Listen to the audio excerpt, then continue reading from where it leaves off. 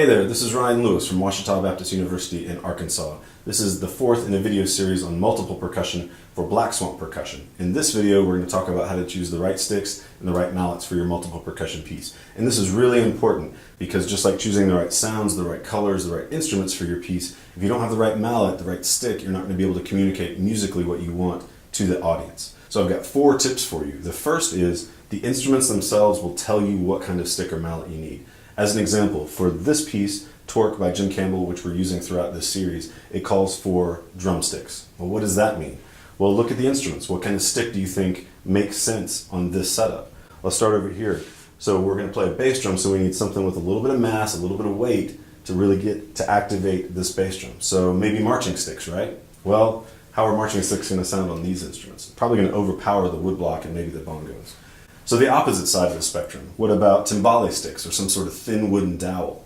Well, those will sound okay on these, but they're not going to have enough mass or weight to activate the air inside this bass drum and really get it moving and to help us get a characteristic sound. So for this particular piece, drumsticks, I think that means just a standard set of medium drumsticks, maybe your favorite 2A, your 5B, or your favorite drum set player sticks. No nylon tips though, those are for drum set. And please do not use your hand-stained, handcrafted, nice concert sticks. Save those for the concert hall. Tip number 2, just like the instrumentation, the setup will tell you oftentimes exactly what kind of stick and mallet you need. The music itself, the notation of the music of a multi-percussion piece will often tell you what kind of stick or mallet you need to choose. As an example though, let's look to timpani. You pull up a timpani piece, the first movement has lots of fast, articulate rhythms. Well, you're going to need a hard, bright mallet, maybe with a little bit of felt, if any felt at all, to help make sure those are nice and clear. Maybe the second movement of that timpani piece has lots of loud, big rolls. Well, you're going to need a larger ball, lots of felt, to make sure that those rolls sound nice and smooth. Maybe the third movement of that timpani piece has fast, articulate rhythms, also with rolls mixed in. Well, now you're going to have to find a compromise. Choose a mallet that has enough felt to make the roll smooth, but also has enough bite to it to make sure those rhythms are articulate. Take that same idea from timpani and put it here on multiple percussion. Look at the notation and it will very often tell you exactly what you need.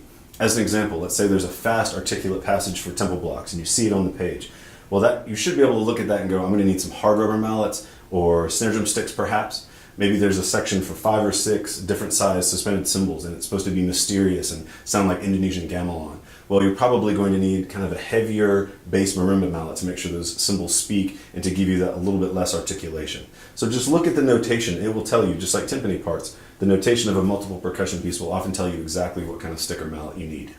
Tip number 3, you may have to get creative and fashion some homemade, custom-made mallets for your specific piece. You may have to take some snare drum sticks and put a timpani mallet on the other end. You may have to put a vibraphone mallet head on the other end. As an example, for one piece I played, it called for these hard rubber mallets, but in the middle of it, it called for a couple triangle hits and even a long triangle roll. And I did not have time to drop a mallet, pick up a beater, play the roll, set it down, pick the mallet up again. And this is well before Black Swamp's really cool triangle trigger. You should check that out. So what I ended up having to do was wrap the mallets with some aluminum sheet metal. And so I had to wrap it around and glue it. And so it actually worked really, really well because I was able to reach in, do my triangle roll, come right back out and play. Now I did have to sacrifice these mallets to that particular piece, but it was well worth it. Number 4, if you have any kind of stick changes or mallet changes, consider using a flat music stand with a clean, professional black towel, not faded gray, a black hand towel, or use a trap table specifically manufactured by a company for that use. One that you can put tambourines and triangles on, or bass drum mallets, things like that. Consider the location of where they go as well. Look at this. Where do you think they should go? If I had a mallet change or a stick change, where would be the best place to put a stick tray? Probably over here, because I'm only using up to this spot, this playing area in the bass drum. So it could go over here, it could even go onto the side of the bass drum.